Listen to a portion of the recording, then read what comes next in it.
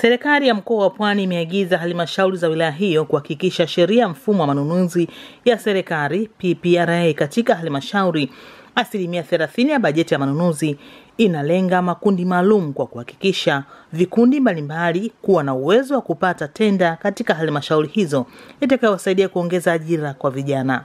Hayo yamesemwa na Katibu Tawala mkoa wa Pwani Rashid Mchata katika kikao cha baraza maalum la madiwani halmashauri ya Bagamoyo kujadili hoja za mkaguzi na mdhibiti wa hesabu za serikali CAG kwa mwaka 2023-2024.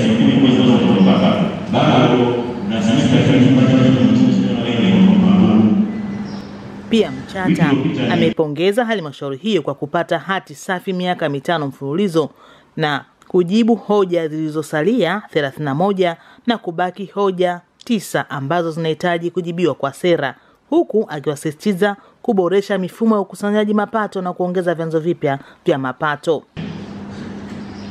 Hilo la nne ni kuimarisha usimamizi na udhibiti wa makusanyo ya ndani kwa vyanzo vilivyopo, ikiwemo kufunga CCTV kamera kwenye vyanzo vikubwa ambao njia zake zinajulikana kama vile stendi ya mabasi au njia zinazotumika kupitia malori na uchukuaji wa madini, ujenzi na kadhalika. Cha msingi ni kwamba ukiona kwamba chanzo kina potential, kina fursa ya kukusanya mapato mengi, basi ongeze pale wanasema surveillance, ongeze surveillance. Hii mapato yanakiwa chini, kujiuliza kwa nini hapa mapato yako chini.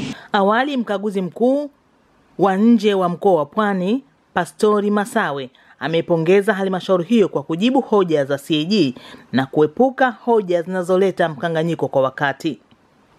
Mheshimiwa Mwenyekiti, pamoja na halmashauri kupata hati safi ni kwamba tuliona kwamba kulikuwa na hoja za ukaguzi ambazo ziliibuliwa, na rai ya ofisi ya CAG ni kwamba tuwe tunajitahidi wakati tukiwa tunafanya ukaguzi, zile hoja ambazo tunaweza tukazijibu wakati wa ukaguzi basi tujibiwe. Tusiwe mahiri kwenye kujibu hoja, ila tuwe mahiri katika kuhakikisha kwamba hoja ambazo ni ndogo tumalizane nazo mapema kabla ukaguzi hajamaliza ukaguzi wake, ili kuepuka tusije tukawa na hoja nyingi. Maana ikishaandikwa tayari, ingawaje utakuja kujibu, lakini ikishaingia kwenye maandishi inaleta maswali au inaleta maswali kwa halmashauri. Nao viongozi wa halmashauri hiyo Shaibu Ndembanga ni mkuu ambaye ni mkuu wa wilaya ya Bagamoyo amepokea maelekezo hayo, huku Shaibu Selenda ambaye ni mkurugenzi wa halmashauri hiyo na Mohamed Usinga mwenyekiti wa halmashauri wamesema.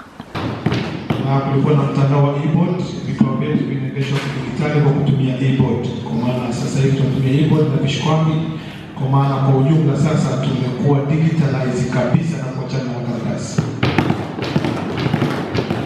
Hiyo imetusaidia kusave fedha nyingi sana tulivyokuwa tunazitumia. Mkutano wetu wa baraza ulikuwa tunatumia mpaka milioni 5 kipindi cha nyuma, ambapo sasa hivi ni kama tutumii fedha kabisa kwenye mkutano wa baraza.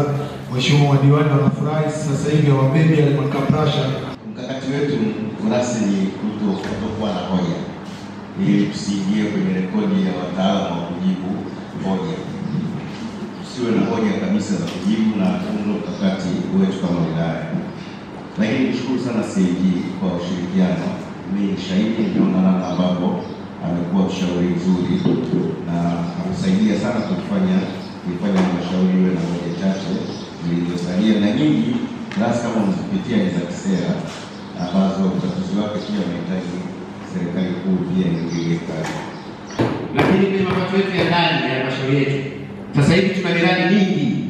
Leo hapa tuna Bagamoyo Plaza ni milioni 250 tuna milioni 600, milioni 800 tunaenda kwenda soko nyingine. Na hili mkurugenzi, endelea. Wakati sisi hatupo, tumetoa hicho kibali, kandarasi iko sahihi. Isisimame, endelea.